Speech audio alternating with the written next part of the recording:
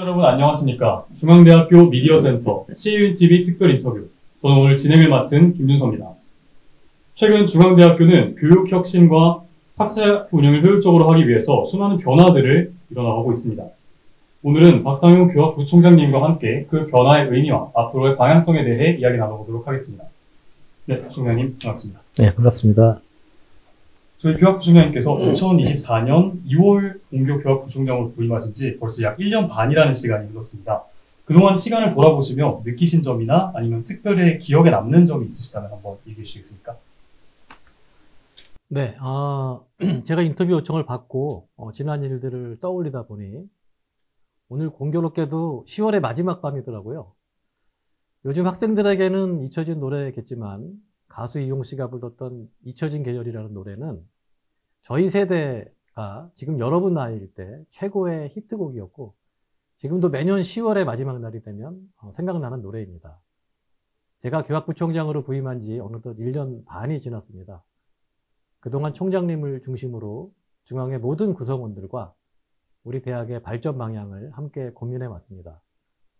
이 과정에서 우리 중앙대학교가 가진 무한한 잠재력과 구성원들의 헌신을 직접 목격했고 우리 중앙의 변화와 도약을 위해 미력한 힘이나마 보탤 수 있었던 점이 가장 큰 보람으로 남습니다. 제일 먼저 떠오르는 것은 우리 중앙이 한 가족이라는 것을 온몸으로 느꼈던 순간들입니다. 대표적으로 서울과 다빈치의 축제가 생각납니다.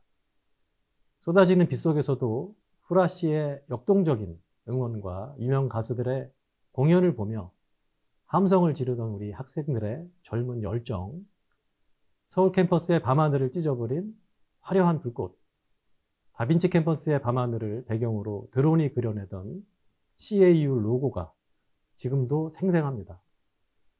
올해 서울 캠퍼스 축제에서 나는 반딧불을 함께 불렀던 순간도 떠오릅니다. 초롱초롱한 새내기들과 이들을 환영하는 교수님들, 그리고 재학생들의 열기가 뜨겁던 OT 현장도 떠오르고 졸업의 기쁨과 새로운 출발에 대한 기대로 술렁거리던 학위 수여식도 생각이 납니다. 3천여 명의 교직원과 학생들이 잠실 야구장에 모여서 두산 베어스를 함께 응원하던 미라클 데이도 생각이 납니다. 안타 하나하나에 동시에 환호하고 실점할 때는 또 다 같이 탄식하던 그 일체감이 초록의 잔디구장을 배경으로 지금도 들리는 듯합니다. 이 외에도 천여 명들의 학생들이 같이 달리던 개교기념 마라톤 대회, 깨끗한 환경을 만들기 위해서 교직원과 학생이 함께 땀 흘린 쓰담 달리기도 기억이 납니다. 의과대학 정원 학대에서 비롯된 의정 사태가 장기화되면서 우리 의대생들을 보호하고 교수님들의 과중한 부담을 덜어드리면서도 전체 구성원들 간의 조화도 놓치지 않기 위해 고민했던 시간들도 생각이 납니다. 학생들과 함께 했던 다양한 학술 행사들도 기억이 납니다. 대표적으로 CAU 공학학술제, 대학원 페어, 융복합 전공데이, 가을 독서 페스티벌 등이 생각납니다. 이 모든 순간순간들이 제가 그리고 우리 모두가 어쩔 수 없이 영원한 중앙인이라는 것을 느끼게 해준 소중한 기억으로 남아 있습니다. 네. 이렇게 부총장님 말씀을 들어보니 정말 중앙대학교에 대한 무한한 애정을 느낄 수 있는 것 같습니다. 근데 이번에 부총장님이 보시기에 올 한 해 교학부가 추진한 정책 중에서 가장 눈에 띄는 성과가 있다면 무엇이었을까요? 중앙대학교는 CAU 2030 플러스의 핵심 전략으로 연구 경쟁력 강화에 힘쓰고 있습니다. 제가 교학부총장 취임한 이후 대학의 연구와 교육 환경을 선진화하기 위해서 다양한 교무와 학사 제도들을 개선해 왔습니다. 먼저 연구 측면에서 말씀드리면 연구력이 탁월한 교원을 예우하기 위해서 저희가 기존에 CAU Distinguished Scholar라는 제도를 갖고 있었는데요. 그걸 전면 개편을 했습니다. 기존 4단계 등급 체계를 CAU 석학교수 단일 제도로 통합을 하고 특별 연구년을 부여하고 책임 시수도 감면해드리고 연구 조교도 지원하고 비즈니스 항공권도 제공하는 등 연구 지원 혜택을 대폭 강화를 했습니다. 이 조치는 연구 우수교원의 자긍심을 높이는 동시에 중앙대학교가 세계 수준의 연구 중심 대학으로 도약하기 위한 핵심 기반을 공고히 하는 계기가 되었습니다. 젊은 연구자들의 역량 개발을 지원하기 위해서 부교수 조기 승진 제도도 신설했습니다. 기존의 교수 정년 조기 보장 제도에 더해서 연구 성과가 우수한 조교수들이 보다 빠른 시기에 부교수로 승진할 수 있도록 제도적 통로를 마련했습니다. 이 제도는 기존의 조기 정년 보장 제도와 더불어서 우수한 젊은 교원들의 연구 의욕을 제고하고 정당하게 보상하는 문화를 정착시키고 있습니다. 다음으로 교육 측면에서는 총학생회를 비롯한 학생 자치기구와 긴밀하게 소통을 하면서 학생들의 의견을 적극적으로 반영해서 학사 제도를 개선하고 있습니다. 대표적으로 몇 가지만 예를 들자면은 우리 대학만의 독자적인 대기 순번제 제도를 설계해서 내년 1학기 수강 신청부터는 학생들이 밤낮으로 여석을 확인할 필요가 없도록, 그리고 강의 매매와 같은 불공정 행위가 일어나지 않도록 시스템을 개선하고 있습니다. 또한 학생의 전공 선택권 강화를 위하여 복수, 융복합 전공 신청 시에 전년도 경쟁률이나 커트라인 등 정보를 미리 확인할 수 있도록 지난학기부터 각 모집 학문 단위별로 홈페이지에 공지하도록 하고 있으며, 다전공에 대한 지원 자격 및 신청 횟수 제한, 폐지 등 학생 편의를 위해서 각종 규제들을 완화하고 있습니다. 한 가지만 더 예를 들자면은 2012년도부터 전교생을 대상으로 실시해온 한자 능력 인증 제도를 졸업 인정제에서 폐지를 하고 개별 학문 단위가 자율적으로 전공별 특성에 맞는 졸업 여건을 수립할 수 있도록 하는 방향으로 규정 개정도 준비하고 있습니다. 네, 이렇게 말씀을 들어보니까 정말 엄청난 성과가 있었다는 점을 알 수 있었는데, 특히 이 인터뷰를 시청하시는 학생분들의 입장에서는 그 한자 학점 인증제 같이 직접 피부에 와닿는 제도들도 많아서 더욱더 이런 성과에 대한 어떤 느끼는 바가 많을 것 같습니다. 그런데 또 뿐만 아니라 저희 교육부총장님께서 인터뷰하고 계신 이 스튜디오가 부총장님이 단장으로 계신 첨단 소재 나노융합 혁신융합대학의 사업단 지원으로 조성되었는데요. 덕분에 저희가 이제 원격 교육 인프라를 구축하고 또 다양한 콘텐츠를 제작하는 데 힘쓰고 있습니다. 저희가 사실 드린 작은 지원이 중앙대 학생들을 위해서 요긴하게 쓰이고 있다니 너무 기쁘고 감사한 일입니다. 모쪼록 우리 대학을 위한 좋은 교육과 방송 콘텐츠를 많이 제작해 주시기 바라고, 혁신융합대학의 홍보 콘텐츠도 많이 도와주시기 바랍니다. 맞습니다. 우리 CAU 인 TV 맞습니다. CAU 인 TV. 네. 죄송합니다. 방송의 발전을 위해서 저도 힘 닿는 대로 열심히 지원하겠습니다. 말씀 정말 감사합니다. 그런데 이 첨단 소재 그리고 나노융합 이런 단어들이 어떻게 보면 전공 외의 학생들이 보기에는 약간 낯설게도 느껴질 수 있는 단어인 것 같습니다. 그래서 이 사업이 혹시 그런 학생들에게 조금 쉽게 다가올 수 있도록 한번 간단하게 설명해 주시겠습니까? 네, 사실 좋은 질문이십니다.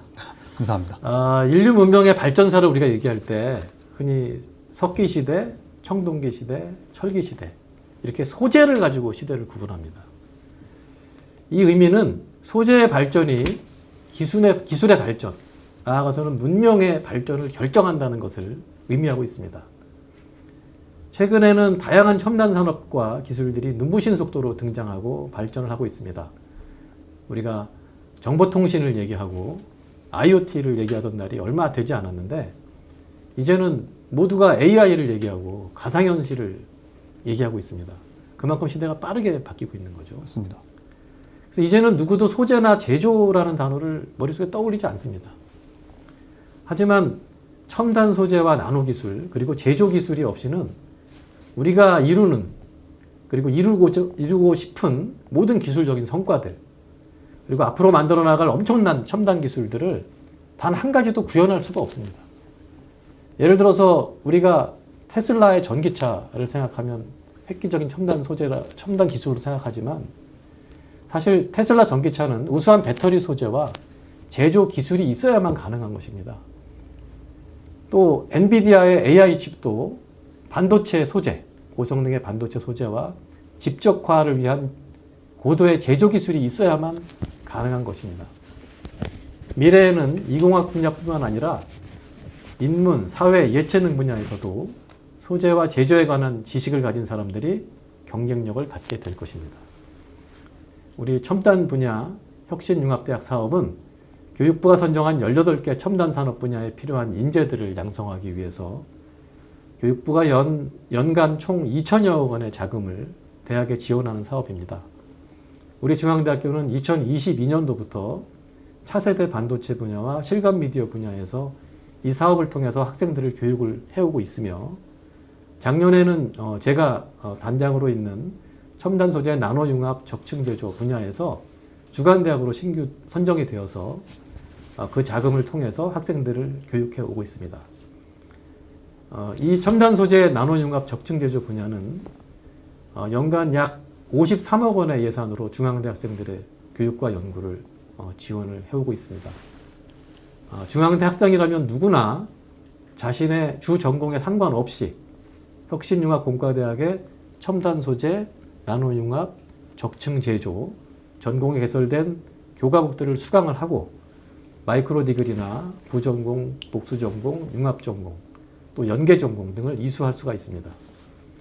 정규 교과목 외에도 다양한 비교과 프로그램들이 준비가 되어 있고 장학금 제도도 아주 풍성하게 마련되어 있습니다. 중앙대 학생들의 많은 관심과 참여를 기대합니다. 네, 말씀 감사합니다. 이렇게 부총장님의 말씀을 들어보니까 혁신융합대학 및 JA 교원제도 도입 등 저희 부총장님께서는 대학 간 자원 공유와 협력을 통한 융합교육을 굉장히 중요하게 여기고 계신 것 같습니다. 그런데 이런 대학 연합 기반의 교육 모델이 기존의 교육 방식과 차별화되는 가장 핵심적인 강점은 무엇이라고 생각하십니까? 네, 첨단 산업 분야의 융합 인재를 양성하기 위해서는 다양한 전공의 우수한 교원, 그리고 최첨단의 시설과 장비, 그리고 좋은 교육 컨텐츠와 프로그램이 필요합니다. 하나의 대학이 이 모든 인적, 물적 자원을 보유하고 있기는 한계가 있습니다. 대한민국에는 2025년도 대학 알림이 기준으로 4년제 대학만 223개, 전문대학이 141개에서 총 364개의 대학이 있습니다. 각 대학마다 특성화된 전공이 있고 우수한 교원이 있고 그리고 교육과 연구 인프라를 물론 갖고 있습니다. 하지만 현재는 자기 대학의 교원과 인프라를 사용해서 자기 대학 학생들만을 교육을 하고 있죠. 우리가 한정된 자원으로 인해서 대학마다 강점이 있지만 동시에 취약한 부분을 갖고 있을 수밖에 없습니다. 자원이 한정되어 있기 때문에 그렇죠. 이런 한정된 자원으로 학생들을 교육하다 보면 어딘가에서 반드시 필연적으로 부족한 부분이 나타나게 됩니다. 만약에 대학들이 서로 협력을 해서 교수, 시설, 장비, 교육 콘텐츠 등을 공유해서 더 많은 학생들을 교육할 수 있다면 학생들이 훨씬 더 좋은 환경에서 수준 높은 교육을 받을 수가 있게 될 것입니다. 교수님들도 마찬가지로 자기가 진짜 자신 있는 부분만을 집중적으로 교육하고 연구를 함으로써 업무 부담은 줄이면서도 전문성과 경쟁력은 높일 수가 있습니다. 더욱이 이러한 공유를 통해서 지역 간, 대학 간 교육의 격차, 그리고 연구의 격차를 줄임으로써 요즘 문제가 되고 있는 지방 소멸과 같은 지역 활성화에도 기여를 할 수가 있습니다. 제도 혁신과 적절한 동기부여를 통해서 운영의 묘만 살릴 수 있다면 기존 교육의 한계를 뛰어넘는 혁신적인 교육 체계가 될 거라고 믿습니다.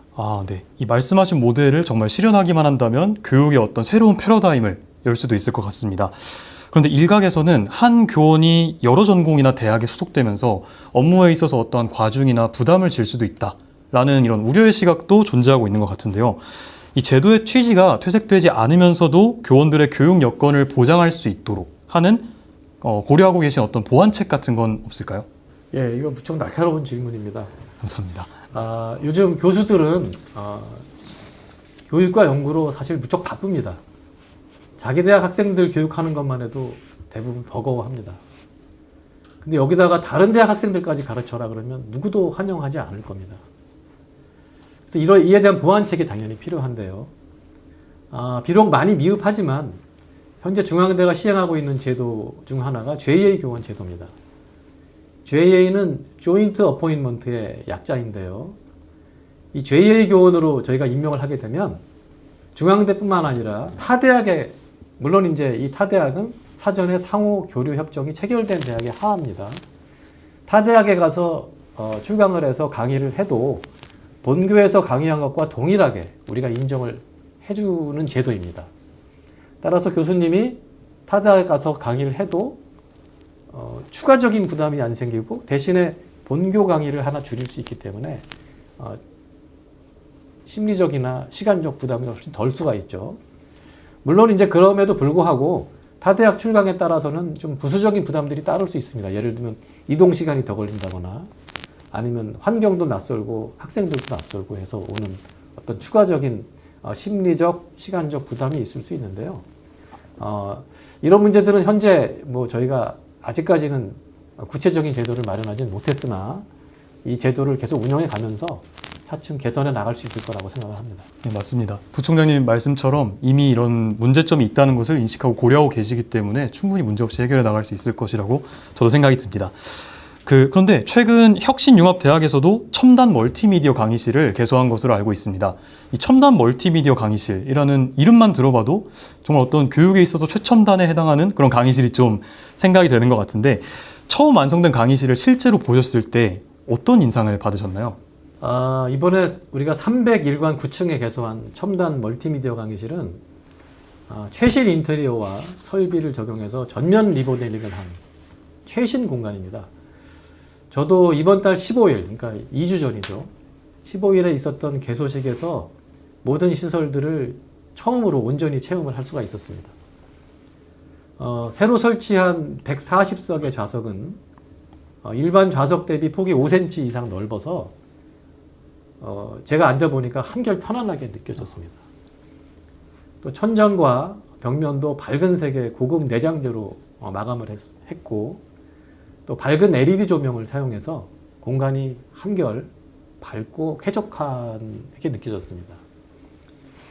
근데 무엇보다도 이 공간의 하이라이트는 최첨단의 디스플레이와 음향 시설입니다. 디스플레이 사이즈가 가로 8.4m, 세로 3m가 넘습니다.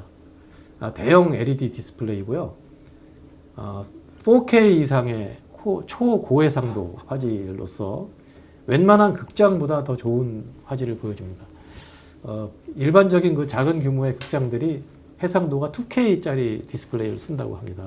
저희는 이제 4K니까 훨씬 해상도가 좋은 거죠. 그리고 고사양의 스피커와 콘솔을 채택한 음향 설비도 현재 국립극장이나 예술의 전당, LG 아트센터 등 국내 유수 공연장에 사용하는 시설과 동일합니다. 이번에 총장님과 대학의 주요 보직자들을 모시고 개소식을 진행을 하면서 디스플레이와 음향 성능 테스트 겸해서 캐데언의 골든 동영상을 4K 화질로 감상을 했습니다. 여기서 모든 분들께서 디스플레이와 음향의 우수성을 확실하게 느끼시고 앞으로 이 공간을 좀 잘 써야겠다 하는 얘기들을 많이 하셨습니다. 여기에 추가적으로 고사양 카메라하고 무선 마이크 시설도 갖추고 있어서 강의나 워크샵, 공연 등 다양한 행사들을 온오프라인으로 동시에 운영할 수도 있습니다. 앞으로 우리 중앙대 구성원들이 이 공간에서 다채로운 프로그램들을 운영할 수 있도록 저도 최대한 지원을 하겠습니다. 네. 이렇게 얘기를 듣기만 해도 강의실이 영화관을 이렇게 방불케 한다는 생각이 정말 잘 와닿지가 않는데 많은 학생들이 체험을 더 많이 해볼 수 있었으면 좋겠습니다. 그런데 이 강의실 개소식에서 이 공간이 학생과 연구자가 함께 성장하는 미래형 교육 인프라가 될 것이다. 이렇게 말씀을 하셨다고 들었습니다. 이 첨단 강의실에서 학생들이 경험하게 될 미래형 학습 환경이 어떤 모습일지 좀 궁금합니다. 사실 미래형 학습 환경은 저도 경험해보지 못해서 정확하지는 않습니다. 근데 앞서 말씀드렸듯이 이 강의실 설비가 국내 대학 중에서는 최고의 사양이라고 하더라고요. 따라서 이 시설들을 활용하면 다양한 방식의 교육이 가능할 거라고 짐작을 하고 있습니다. 예를 들자면은 이건 뭐 제 생각입니다. 고성능 카메라가 2대가 설치되어 있고 말씀드린 디스플레이는 4분할까지 가능합니다. 통으로 볼 수도 있고 4분할해서 볼 수도 있고 4분할된 화면을 사이즈를 계속 이쪽을 키울 수도 있고 저쪽을 키울 수도 있고 얼마든지 조정이 가능하기 때문에 이런 시설을 활용하면 저희가 실시간 온오프 하이브리드 강의를 한다든지 아니면 다채널 강의를 한다든지 그 다음에 여러 대의 고성능 무선 마이크와 음향기기가 또 있기 때문에 우리가 뭐 다중 토론이나 아니면 이런 디스플레이를 활용해서 뭔가 실제 사람과 디스플레이가 동시에 어떤 하모니를 만드는 뭐 하이브리드 공연 같은 것도 가능할 것처럼 생각이 들고요. 아무튼 제가 상상력이 좀 부족해서 더 이상 설명 못 드리겠습니다만 아무튼 다채로운 형태의 교육 프로그램들이 우리 교수님이나 학생들의 상상력에 의해서 창조될 수 있지 않을까 그렇게 생각하고 있습니다. 네. 말씀하신 내용만 들어도 어떤 학생들의 교육 환경이 정말 큰 폭으로 개선되지 않을까라는 상상을 하게 됩니다. 실제로 이 강의실의 개소가 미래융합형 인재 양성의 어떤 출발점으로 소개가 되었는데요. 부총장님께서 생각하시는 이 미래융합형 인재라는 것은 어떤 학생이며 그리고 또 앞으로 중앙대학교가 이러한 미래융합형 인재 양성을 위해서 어떠한 지원 방향성을 가지고 있는지 한번 말씀해 주시겠습니까? 네. 기술이 발전하고 우리 사회가 다변화가 되면서 이제 더 이상 기존의 단일 전공으로 정의할 수 없는 융복합 기술 내지는 산업들이 계속 등장하고 있습니다. 예를 들면 요즘 자동차는 전자, 정보통신, 인공지능, 배터리 뭐 이런 온갖 기술들이 다 종합적으로 패키징된 장치로서 더 이상 이제 이동을 위한 기계로 정의될 수가 없습니다. 반도체나 디스플레이가 고도화가 되려면은 고효율, 고안정성, 저발열, 그리고 고집적화가 가능한 신소재 개발이 필수적입니다. 즉 하나의 기술, 하나의 산업을 위해서는 다양한 전공들이 참여해서 융복합적으로 연구를 해야 좋은 기술이 탄생한다는 말씀이죠. 따라서 앞으로는 자신의 주전공은 물론 충실히 공부하면서도 동시에 특정 첨단 분야의 기초이론과 응용 분야를 이해할 수 있는 수준의 역량을 갖춘 인재가 필요한 시대이며 이게 제가 생각하는 융합 인재입니다. 우리 중앙대학교는 융합 인재 양성을 위해 다양한 융합 전공과 연계 전공 제도를 운영하고 있습니다. 특히 혁신융합대학 사업에서는 전공과 관계없이 누구나 첨단 산업 분야의 교과목을 수강해서 아까도 말씀드린 마이크로 디그리나 부전공, 복수전공, 융합전공, 연계전공들을 이수할 수 있도록 지원을 하고 있습니다. 네, 맞습니다. 말씀하신 것처럼 본전공에 제한되지 않고 다양한 전공에 대한 학습을 통해서 미래융합형 인재로 나아갈 수 있는 학생들이 더 많아졌으면 하는 바람입니다. 또 최근 우리 대학은 해당 사업을 비롯해서 여러 가지 정부의 지원 사업에 잇따라 선정되면서 연구 중심 대학으로서의 위상을 더욱 확고히 다지고 있는 것 같습니다.